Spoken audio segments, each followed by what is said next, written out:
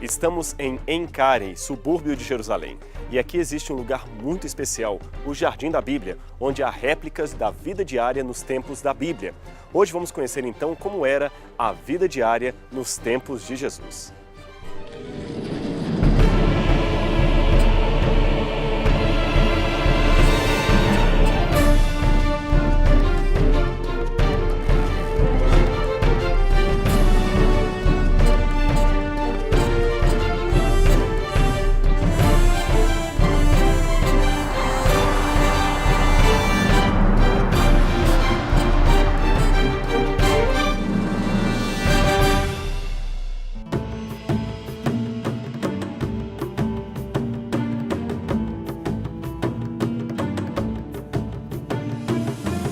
Jesus, quando vinha a Jerusalém, tinha um lugar privilegiado que ele buscava para oração. Era o Jardim das Oliveiras, também conhecido como o Jardim do Getsemane. Por que Getsemane? Getsemane significa em hebraico prensa de olivas, prensa de azeite, isto mesmo. O Jardim das Oliveiras tinha esse nome talvez não pela quantidade de oliveiras que ali havia, mas pela quantidade de prensas, onde eles fabricavam um dos mais preciosos líquidos de Israel depois da água, o azeite de oliva. E aqui nós temos uma prensa, como eram aquelas prensas do primeiro século, aquelas dos dias de Jesus. Havia vários modelos, é claro. Este era um dos mais simples e comum. A azeitona era colocada em sacos, como este de linhagem que temos aqui, e era apertada por uma viga que vamos mostrar daqui a pouco. À medida que ela era apertada, há uma pedra aqui em cima, o azeite calmamente começava a escorrer por esse local, vinha para uma pedra e enchia cântaros como este que eram colocados aqui na base. Uma vez que um cântaro estava cheio, eles o colocavam de lado e colocavam outro aqui para receber outra quantidade de azeite.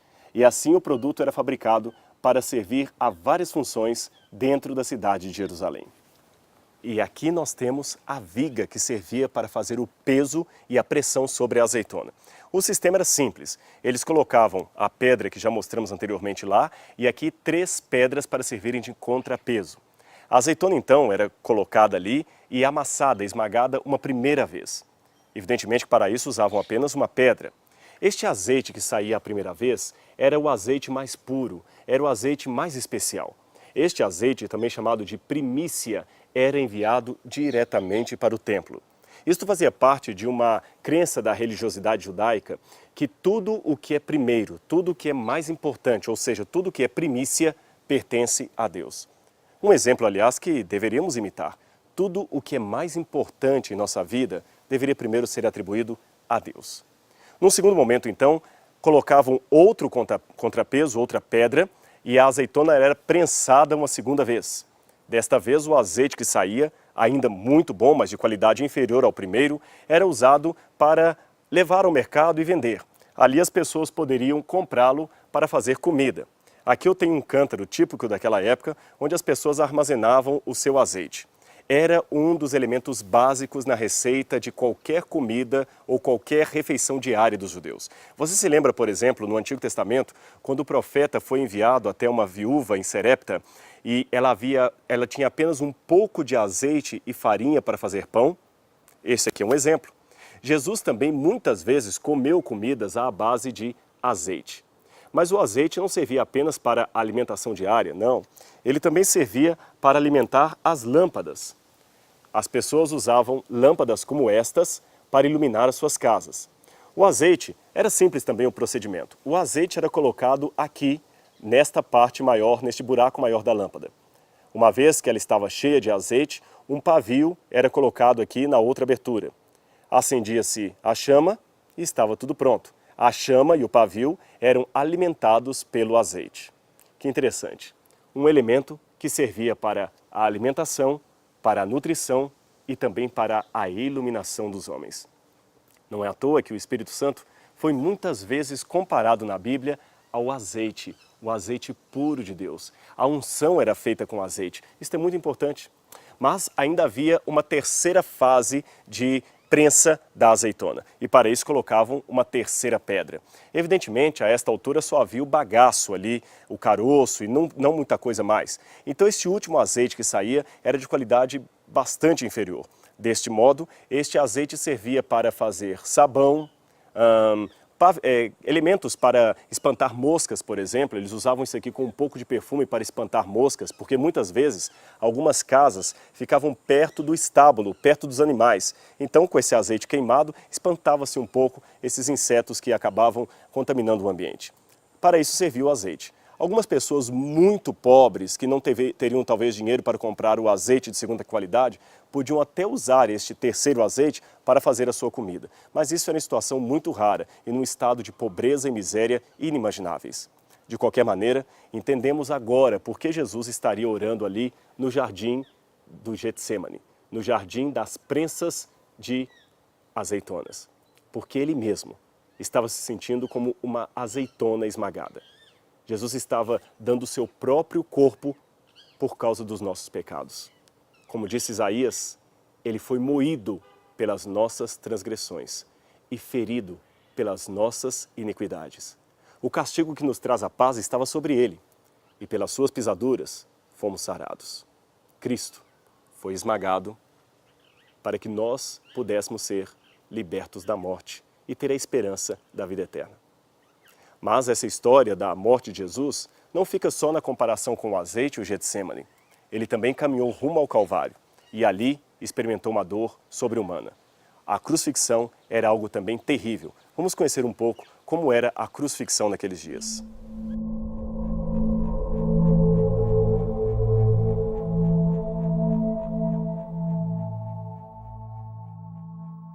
Havia várias formas de crucifixão no tempo do Novo Testamento.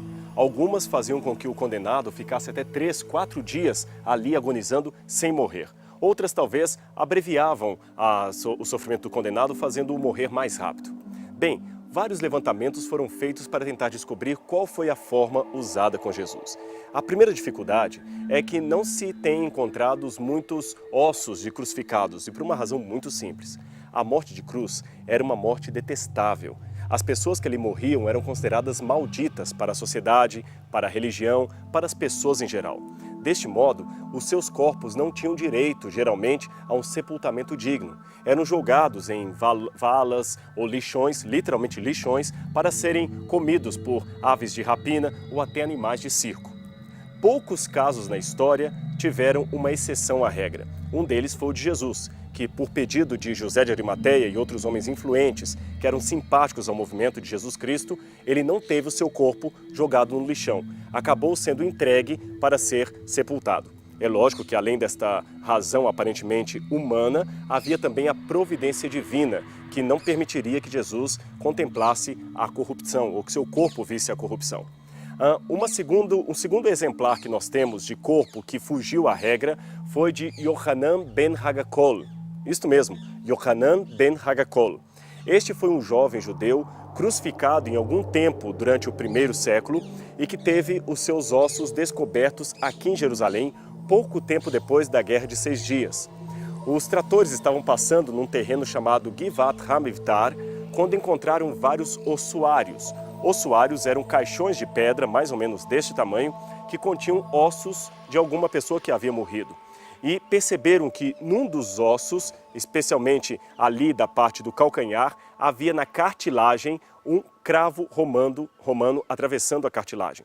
Isto fez com que se fizesse um levantamento técnico e legístico de como seria a postura de Yohanan na cruz. E perceberam então que teríamos ali um jovem que fora crucificado, mas por alguma razão a sua família teve o seu corpo entregue para um sepultamento digno.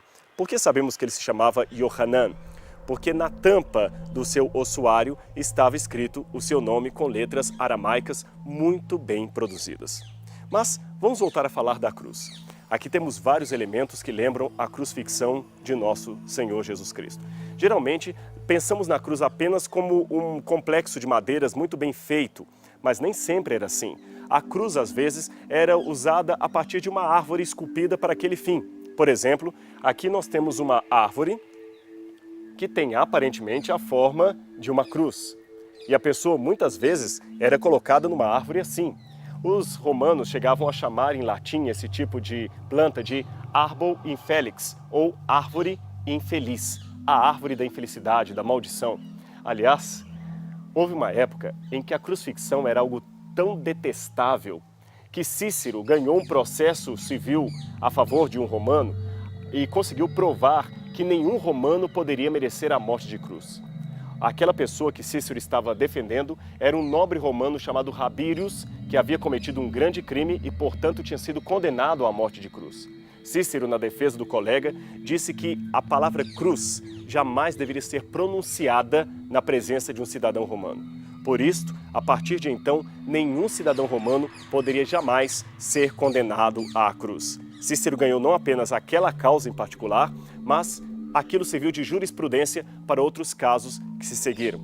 Porque naquele tempo, no tempo de Cícero, havia o costume de xingar as pessoas dizendo crux em latim.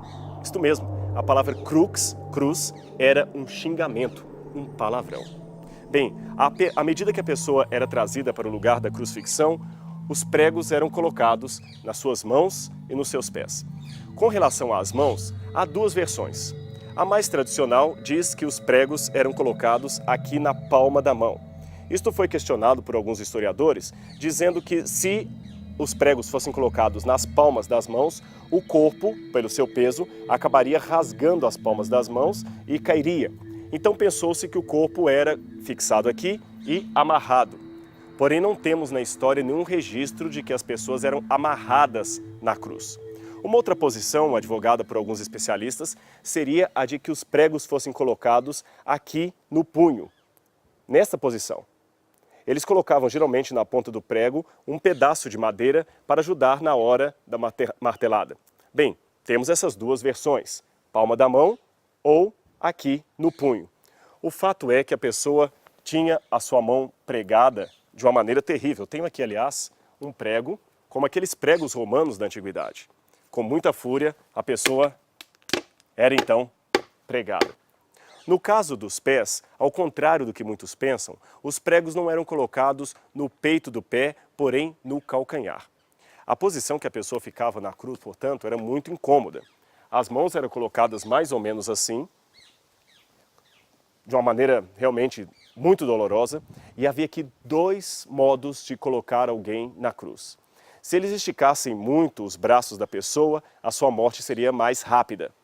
Se eles colocassem os braços de maneira mais encurvada, a morte poderia ser mais demorada. A pessoa então tinha os pés colocados talvez nesta posição. Vejam que é uma situação bem cômoda, até para fazer a ilustração, e assim ela ficava. Imagine, horas e horas e dias. Um pequeno pedaço de madeira servia de assento para sustentar o corpo. Esse pedaço de madeira era chamado de sedícula. Nesta posição, a pessoa sentia dores atrozes, ciático doendo, os braços doendo, e para respirar, porque ela ia ficando sem fôlego, tinha que erguer as pernas para tomar um pouco de fôlego e cair novamente. Neste ponto, quando queriam apressar a morte da pessoa, praticavam o que se chama em latim de crurifrágio. Eles quebravam as pernas para que a pessoa não pudesse levantar, respirar e assim acabaria morrendo mais rápido de asfixia. Esta era uma das maneiras de crucifixão. Mas havia outras também. Algumas cruzes não eram feitas em árvores. Outras cruzes eram mais bem montadas, com duas peças de madeira, como vamos conhecer agora.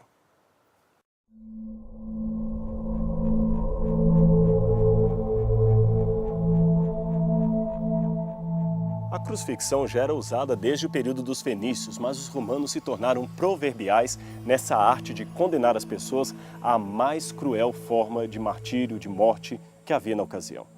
Nem todas as cruzes eram em forma de árvores, como mencionamos. Algumas eram preparadas para isto, mas havia ocasiões em que faltava madeira. Então colocavam as pessoas em postes, em árvores. Algumas vezes pregavam 3, 4 pessoas numa só árvore.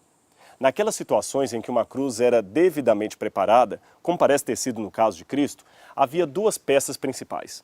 Uma delas, conforme esta que eu estou sentado aqui, era o chamado